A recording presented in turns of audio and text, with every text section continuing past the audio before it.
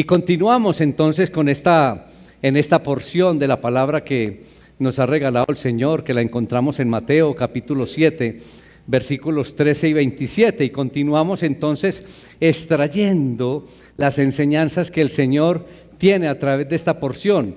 Aunque hoy vamos a hacer énfasis, es en el versículo 21 únicamente. Vamos lentamente en esta porción y el Señor nos ha dado unas enseñanzas maravillosas a través de esta porción. Vamos a volver a leer la porción, capítulo 7, 13 al 27, pero recordemos que el énfasis hoy es ¿en cuál versículo? 21. Muy bien, leo la palabra. En el nombre del Padre, del Hijo y del Espíritu Santo. Amén. Entrad por la puerta estrecha, porque ancha es la puerta y espacioso el camino que lleva a la perdición, y muchos son los que entran por ella. Porque estrecha es la puerta y angosto el camino que lleva a la vida, y pocos son los que la hallan. Guardaos de los falsos profetas que vienen a vosotros con vestidos de ovejas, pero por dentro son lobos rapaces. Por sus frutos los conoceréis. ¿Acaso se recogen uvas de los espinos o higos de los abrojos? Así, todo buen árbol da buenos frutos, pero el árbol malo da frutos malos. No puede el buen árbol dar malos frutos, ni el árbol malo dar frutos buenos. Todo árbol que no da fruto, que no da buen fruto, es cortado y echado al fuego. Así que, por su fruto los conoceréis. Versículo 21. No todo el que me dice, Señor, Señor, entrará en el reino de los cielos, sino el que hace la voluntad de mi Padre que está en los cielos. Muchos me dirán en aquel día, Señor, Señor, no profetizamos en tu nombre, y en tu nombre echamos fuera demonios, y en tu nombre hicimos muchos milagros, y entonces les declararé, nunca os conocí, apartados de mí, hacedores de maldad. Cualquiera pues que me oye estas palabras y las hace, le compararé a un hombre prudente que edificó su casa sobre la roca. Descendió lluvia, vinieron ríos y soplaron vientos y golpearon contra aquella casa y no cayó porque estaba fundada sobre la roca. Pero cualquiera que me oye estas palabras y no las hace, le compararé a un hombre insensato que edificó su casa sobre la arena. Y descendió lluvia, vinieron ríos y soplaron vientos y dieron con ímpetu contra aquella casa y cayó, y fue grande su ruina. Padre, alabamos tu nombre, Señor. Alabado sea tu nombre. Gracias, Señor. Gracias por tu paciencia. Gracias porque a pesar de nuestra rebeldía, Señor, tú insistes y mantienes los brazos abiertos y nos enseñas y esperas por ese amor grande, Señor, que nos tienes. Ayúdanos, Señor, a entender, a interiorizar esta porción de la palabra, Señor. Hay una profundidad, Señor, pero también una claridad en ella. Ayúdanos a reflexionar, a interiorizar, pero al mismo tiempo a tomar decisiones, Señor. Bendice tu palabra, Señor, y los oídos, Señor, las voluntades y los corazones de mis hermanos, Señor, que sea tu Espíritu Santo iluminando y dirigiendo, tomando el control, Señor. Te damos la honra y la gloria en Cristo Jesús. Amén. Hermanitos, el mensaje de hoy, entonces, nos vamos a mover en la siguiente dirección, en declaraciones de fe sin fruto. Declaraciones de fe sin fruto. El Señor aquí, recuerden que vamos a hacer énfasis en el versículo 21, y el Señor Jesús nos hace una advertencia ahí en el versículo 21. ¿Y cuál es la advertencia? No todo el que me dice Señor, Señor, entrará ¿dónde? En el reino de los cielos, sino ¿quién? El que hace la voluntad de mi Padre que está en los cielos. Uy, es una advertencia, pero es clara, contundente. No todo el que me dice Señor, Señor entrará en el reino de los cielos. Ahora, lo que uno puede deducir de esta advertencia es que todo el que hace una declaración de fe en Jesucristo, si no da fruto haciendo la voluntad de su Padre, ¿qué pasa con una oración de fe sin dar fruto haciendo la voluntad de su Padre? De acuerdo a esta advertencia del Señor Jesús, no hace absolutamente nada. Y noten ustedes que el Señor Jesús nos hace esta advertencia precisamente después de decirnos que los frutos dirán la verdad o la realidad de nuestra condición cristiana. Tremendo. Tus frutos van a mostrar tu realidad cristiana. Los frutos de cada uno de nosotros van a mostrar si soy un cristiano genuino o no. Eso es lo que nos enseñó el Señor a través del domingo anterior, pero a través de esta porción. ¿Recuerdan el pasaje inmediatamente anterior? Yo los animo para que lo repasen, para que lo lleven al corazón, para que lo entiendan y lo pongan en práctica.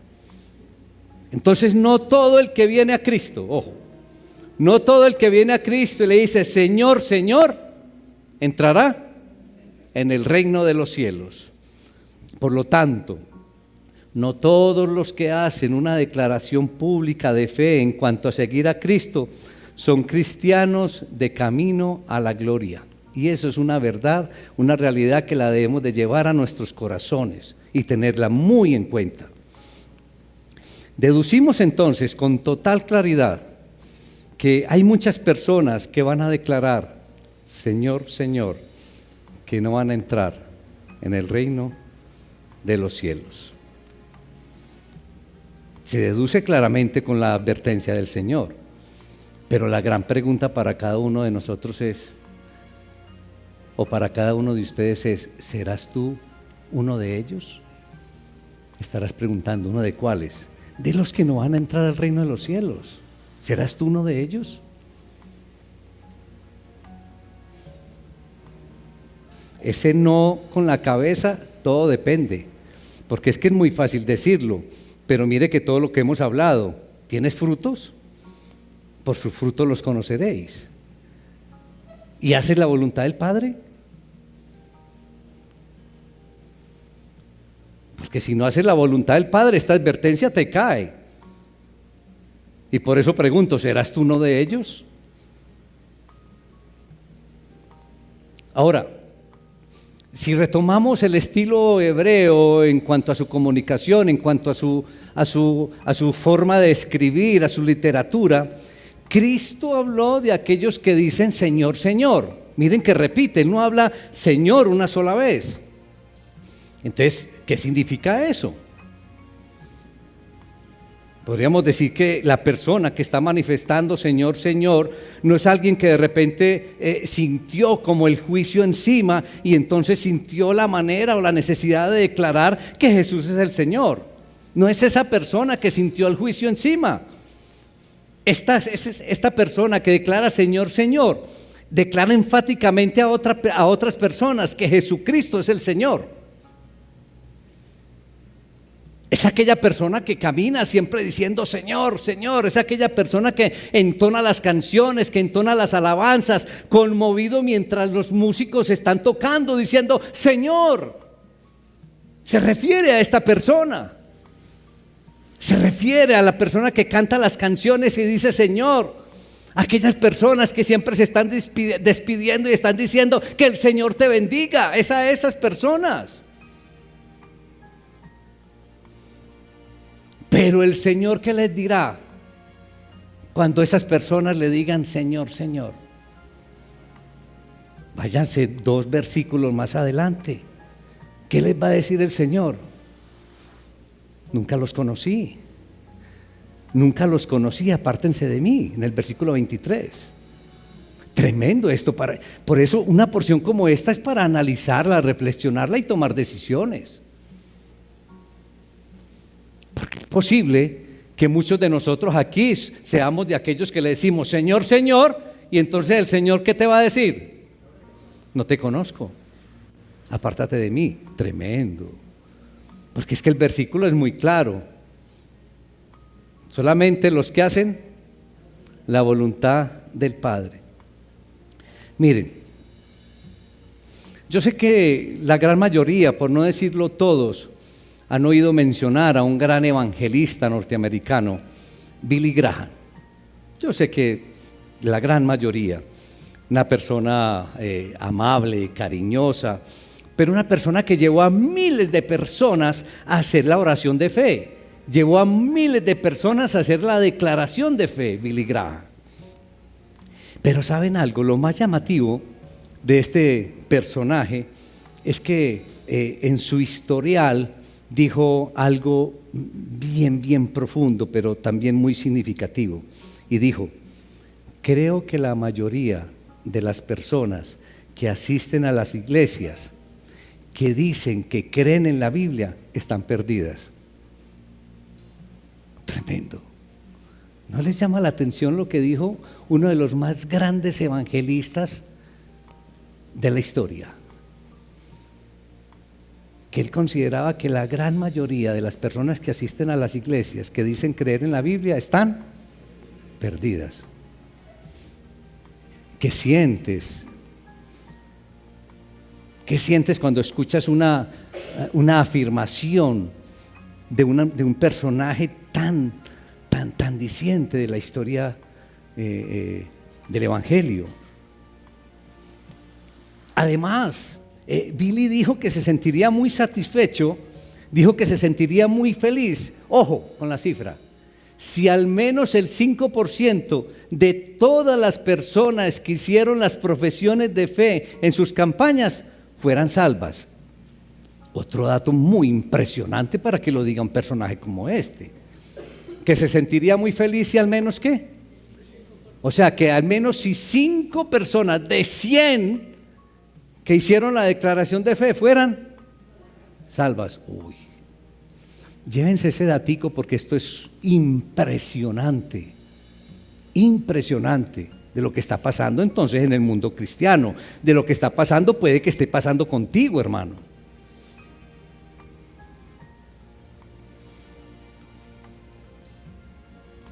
Y existen lugares en este mundo donde declarar a Cristo como Señor y Salvador tiene un altísimo costo, todos lo sabemos. Cuando alguien declara su fe en Jesucristo en esos lugares, significa que la persona está pronta a morir a causa de la declaración que está haciendo por la fe en Jesucristo. Eso entonces da como credibilidad o cierta credibilidad a su testimonio, porque si esa persona está dispuesta a ser martirizada por esa declaración de fe en Jesucristo, entonces es muy convincente su manifestación.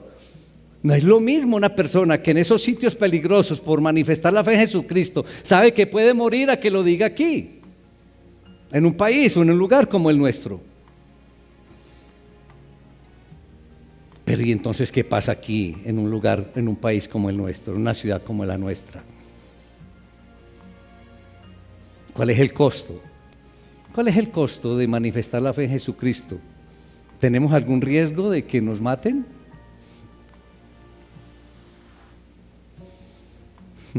¿Cuánto necesitamos considerar el costo de la manifestación de la fe nuestra en Jesucristo?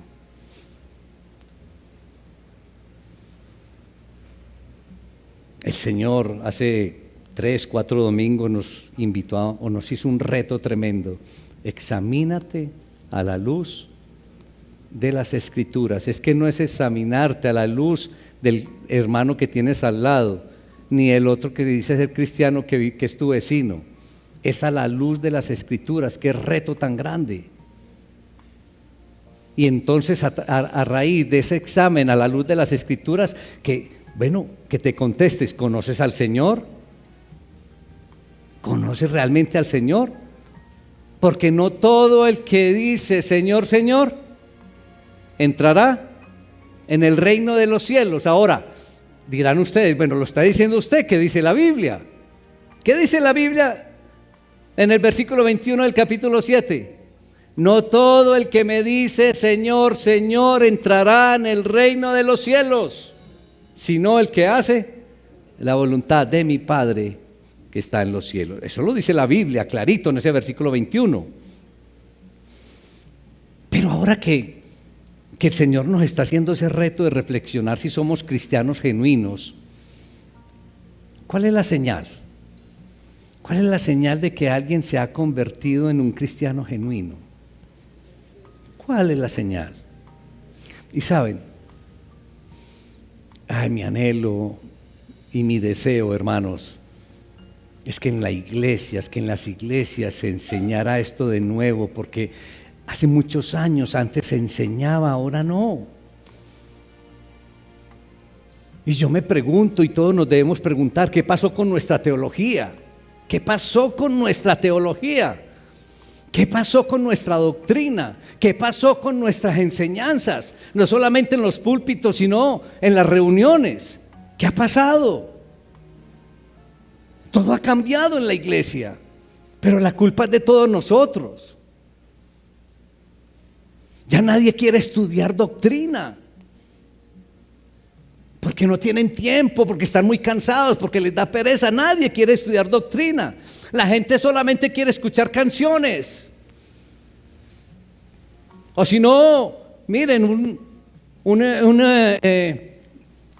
invitan de pronto a un concierto de alabanzas y eso se llena, pero invite pues a una iglesia a recibir doctrina. Pero la gente no quiere sino las emociones de las canciones. La gente no quiere hoy en día sino las frases de ánimo. Cristo te ama, eres hijo del rey, lo mereces todo. Eso es lo que queremos hoy. La gente solamente quiere mensajes de motivación. Pastor, es que cambie su estilo de predicación, es que necesitamos que nos motive. Mire este personaje mexicano como motiva, sí, pero no habla de la palabra. Y estamos aquí es para hablar de la palabra del Señor, para hablar la verdad. Por eso les decía yo hace 3 o 4 domingos que los iba a incomodar. La gente solamente quiere oír de prosperidad. La gente solamente quiere oír de bendiciones, de recibir bendiciones. Eso es lo que se quiere oír hoy en día. ¿Qué le ha pasado a la iglesia? ¿Qué pasó con la verdad?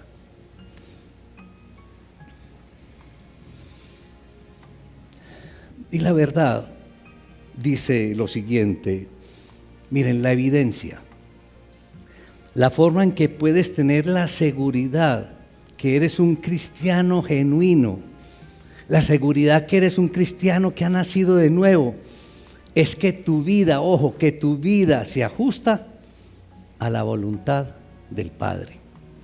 Eso es lo que dice la verdad. Entonces ahora pregúntate, ¿tu vida se ajusta a la voluntad del Padre? ¿Vives de acuerdo a la voluntad del Padre?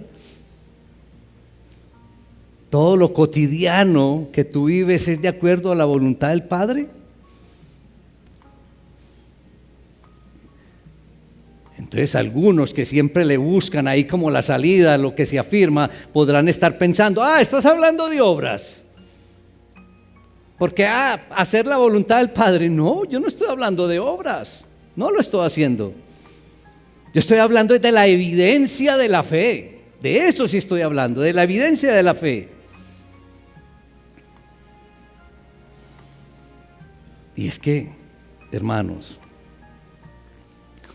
tu declaración de fe, que digas que eres un cristiano, no es prueba que has nacido de nuevo.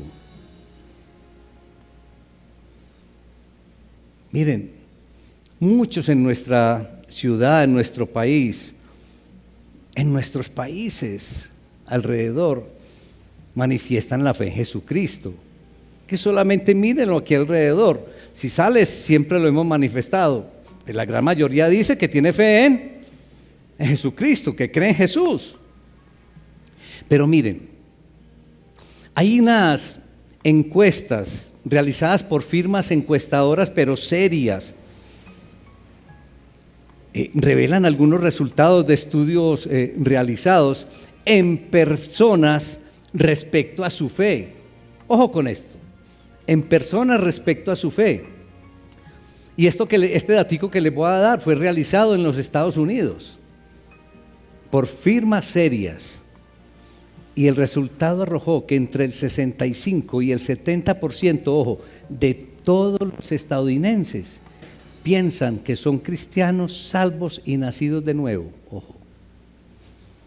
Que el 65 y 70% piensan, ojo, piensan que son cristianos salvos, que son salvos. Entonces yo me pregunto, ¿qué tan diferentes somos nosotros en nuestro medio respecto a ellos? Como para decir, no, es que nuestro resultado sería diferente. ¿Qué piensan ustedes? Yo creo que somos muy parecidos y creo que el resultado lo podríamos decir que es el mismo resultado que daría aquí en Colombia, que entre el 65 y 70 personas digamos, no, yo soy salvo.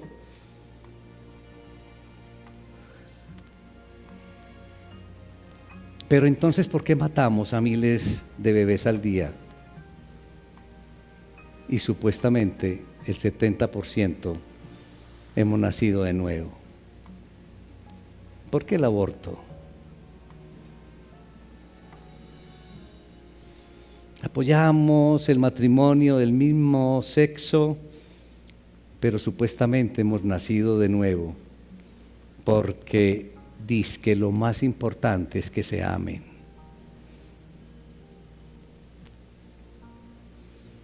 Que el 70% se considere que es salvo y apoyamos la adopción entre parejas del mismo sexo, pero supuestamente somos salvos.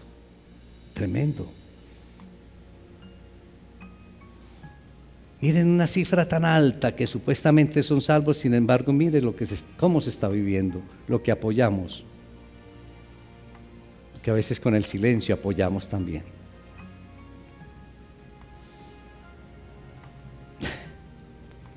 Hermanos, ¿cómo sabes entonces que tu fe, que la fe que tienes no es falsa? ¿Cuántos me estarán mirando y este por qué me mira, este por qué me dice eso? ¿Cómo así que mi fe es falsa? ¿Cómo sabes que tu fe no es falsa? ¿Cómo lo sabes? ¿Dónde está tu estilo de vida? Esa manera de vivir, como vives, mis hermanos, que se preocupa por hacer la voluntad del Padre, que practica la voluntad del Padre. ¿Dónde está ese estilo de vida? Y entonces ahí sí relaciona si tu fe es verdadera o falsa. ¿Cómo es tu estilo de vida? ¿La vives haciendo la voluntad del Padre? Tremendo. ¿Saben cuál es el problema? Que a veces nuestra fe es intelectual. Solamente aquí como de pensamiento, de la parte intelectual. Cuando verdaderamente nuestra fe debe ser vivencial, de lo que vivimos, una fe que transforma. Entonces la pregunta ¿es tu fe intelectual o es tu fe vivencial? ¿Cómo es tu fe?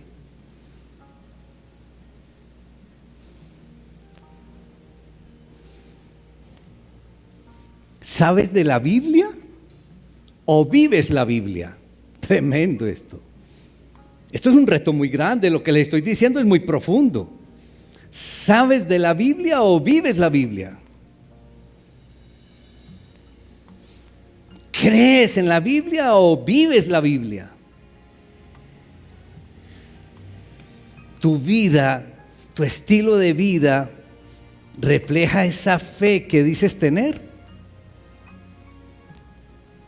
Entonces vas deduciendo qué tal es tu fe, cómo es tu estilo de vida, cómo es tu vida cotidiana.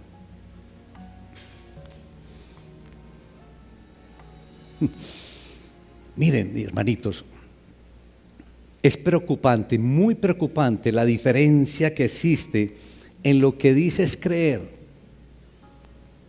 en lo que dices abrazar, en lo que podríamos llamar la teología confesional, es decir, lo que tú manifiestas, lo que tú declaras. Pero es tan diferente a la teología de cada uno de nosotros del día a día, de lo que cómo vives, o lo que llamaríamos la teología práctica. Es bien preocupante la diferencia entre la teología confesional y la teología práctica, en lo que dices creer y en lo que realmente haces, cómo vives. Hay una gran diferencia y es preocupante, porque en última instancia, entonces, yo vivo lo que ¿qué? Yo vivo lo que creo. Yo vivo lo que creo. Entonces pregúntate, ¿cuál es tu teología día a día? ¿Cuál es tu teología en tu estilo de vida? ¿Cómo vives la vida cristiana?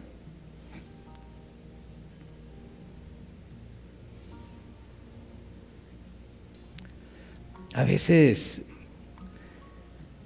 se acercan tantas personas con preguntas, con dudas, pero también con afirmaciones, y en muchas ocasiones llegan y me dicen: no, es que yo creo en la Biblia. Y yo no le creo. ¿Saben por qué? Porque no veo que vive la Biblia. Así de sencillo. Y hay una gran diferencia entre recordar y aprender. Y muchos cristianos recuerdan la Biblia, pero muchos cristianos no aprenden la Biblia. Es una gran diferencia. Yo puedo recordar mucho la Biblia, puedo saber muchos versículos, pero si yo no aprendo de ella, ¿de qué vale? Miren, llevémoslo a la parte práctica.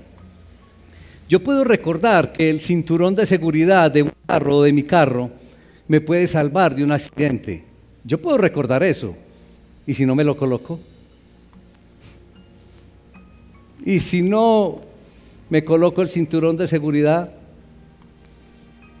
Pero cuando yo aprendo esa verdad, cuando yo aprendo la verdad de que el cinturón de seguridad me puede salvar, entonces lo vivo, me lo coloco. ¿Es así o no? Entonces hay una gran diferencia entre recordar y aprender. Hay una gran diferencia. Ahora yo te pregunto, ¿recuerdas la Biblia o vives la Biblia? ¿O aprendes la Biblia? ¿Recuerdas la Biblia o aprendes la Biblia? ¿Qué estás haciendo?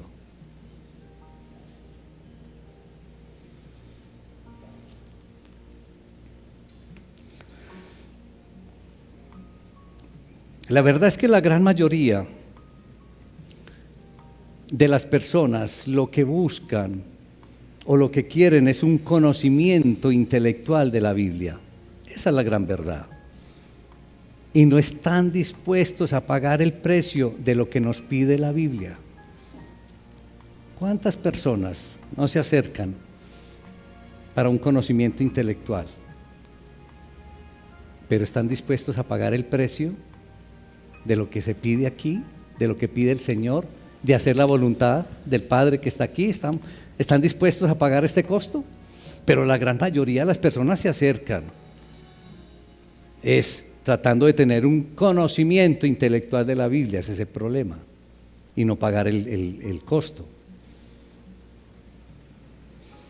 Hermanito, hermanita, ¿estás dispuesto o estás dispuesta a pagar el costo? ¿Estás dispuesto, dispuesta a hacer la voluntad del Padre que está a través de sus Escrituras? ¿Lo haces de corazón? Respóndete.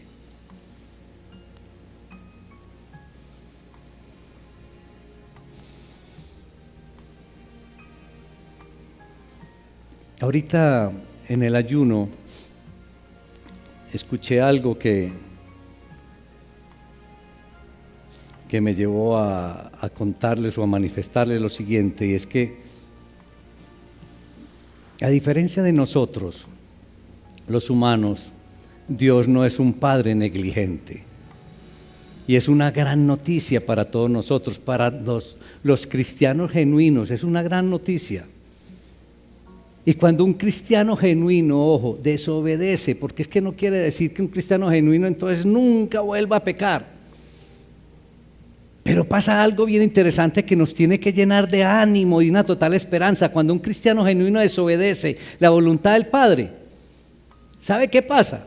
El Espíritu Santo lo reprende a ese creyente, claro, y lo reprende bien sea a través de la palabra escrita de Dios o a través de otro hermano, y entonces lo lleva de vuelta al hijo al camino correcto. Uy, eso es algo maravilloso entonces. ¿No les parece eso extraordinario? Que cuando yo sea un cristiano genuino así la embarre, el Espíritu Santo otra vez me dice, venga mijito, que es que el camino suyo es este. Eso es una cosa extraordinaria para nosotros los cristianos genuinos. Entonces uno podría decir, bueno, si eres un cristiano genuino, hoy no puedes escapar del Señor. No vas a escapar. Es una belleza. Pero quiero que sepas algo, hermanito y hermanita. Si puedes jugar con el pecado, ojo, que muchos jugamos con el pecado. Si puedes jugar con el pecado, ojo, si puedes amar al mundo y las cosas del mundo, si siempre puedes estar involucrado en el mundo, haciendo las cosas del mundo, si tus héroes son personas mundanas y quieres parecerte a ellos y quieres actuar como ellos, si practicas las mismas cosas que esos héroes mundanos tuyos tienes y las practicas, entonces coloca atención a lo que te voy a decir. Hay una gran posibilidad de que no conozcas verdaderamente a Dios y que no le pertenezcas. Tremendo esto. Si amas las cosas del mundo, si te deleitas en el pecado, si tus héroes son aquellas personas mundanas, si quieres ser como ellos, actuar como ellos, ojo, hay una gran posibilidad de que no conozcas a Dios y que no le pertenezcas. Sencillamente porque no haces la voluntad del Padre y por consiguiente no entrarás en el reino de los cielos, porque definitivamente declaras tener fe, pero sin fruto. Tremendo esto. Pero qué gran verdad nos entrega el Señor Jesús a todos nosotros, hermanos, para que reflexionemos en nuestra vida cristiana. ¿Qué está pasando con nuestra fe? ¿Qué está pasando? ¿Es una fe intelectual o es una fe vivencial? ¿Estás viviendo la fe que dices tener? ¿Estás haciendo la voluntad del Padre? Pero yo los animo, hermanos, los animo porque estamos a tiempo. Estás a tiempo, todos estamos a tiempo, mis hermanos. Estás a tiempo de tomar decisiones. Estás a tiempo de corregir.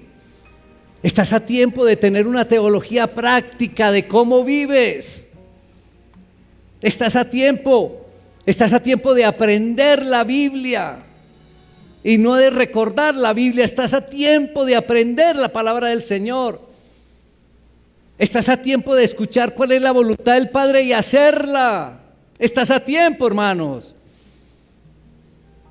Y entonces, si te aseguras y te decides en hacer la voluntad del Padre, entonces te aseguras la entrada al reino de los cielos, y gloria al Señor. Padre, te alabamos, Señor. Te damos la honra, te damos toda la gloria, Padre.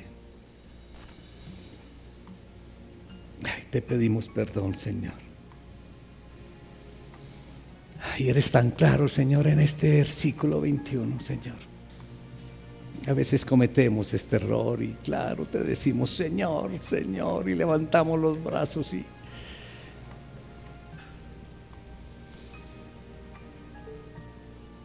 pero la voluntad del Padre queda a un lado, Señor, y nos vamos por la voluntad del mundo, de lo que nos atrae el mundo.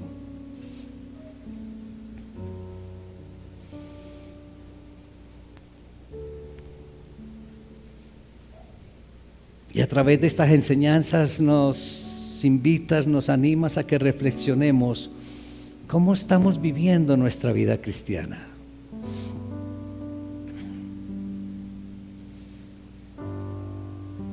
Y cómo nos animas a aprender de tu palabra, Señor. Porque aprendiendo de tu palabra, entonces vamos a conocer cuál es la voluntad del Padre.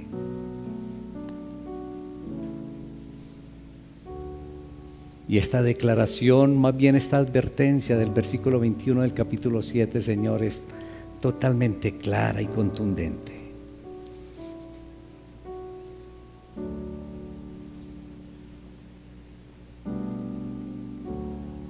Que si no hacemos la voluntad del Padre, no entraremos al reino de los cielos, Señor. Señor, yo quiero entrar al reino de los cielos. Hermanito, reflexiona y dile al Señor si quieres o no. Pero ya sabes, el Señor te lo dice hoy. Jesús nos advierte hoy. No todo el que me dice Señor, Señor entrará en el reino de los cielos, sino aquel que hace la voluntad de mi Padre que está en los cielos.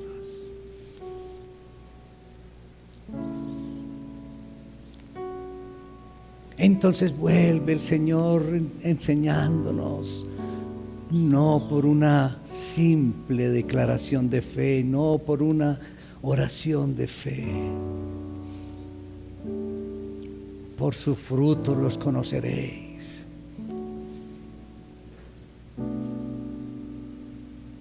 Por tener una teología vivencial, es como es tu estilo de vida. Y si es acorde a la voluntad del Padre, si estás viviendo y haciendo la voluntad del Padre que está en los cielos. Padre Celestial, yo te pido, Señor, que abraces este puñado de hermanos aquí presentes, que los bendiga, Señor. Que el Espíritu Santo los acompañe, Señor, en esta reflexión profunda en cuanto a su vida cristiana, si es genuina o no, en cuanto a si su fe es genuina, a que reflexionen si recuerdan la Biblia o aprenden la Biblia.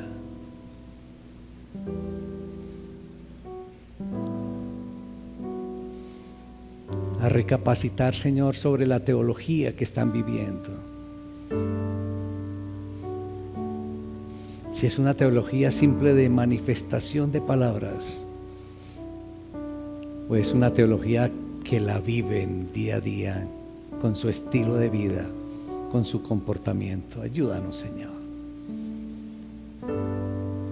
Ya con esta claridad, ayuda a este puñado de hermanos, Señor, a tomar decisiones, a hacer cambios contundentes en su estilo de vida, Señor, para que transiten en este caminar cristiano, Señor, de manera correcta por el camino angosto y viviendo la voluntad del Padre. Alabado sea tu nombre, Señor, en el glorioso nombre de Cristo Jesús. Amén.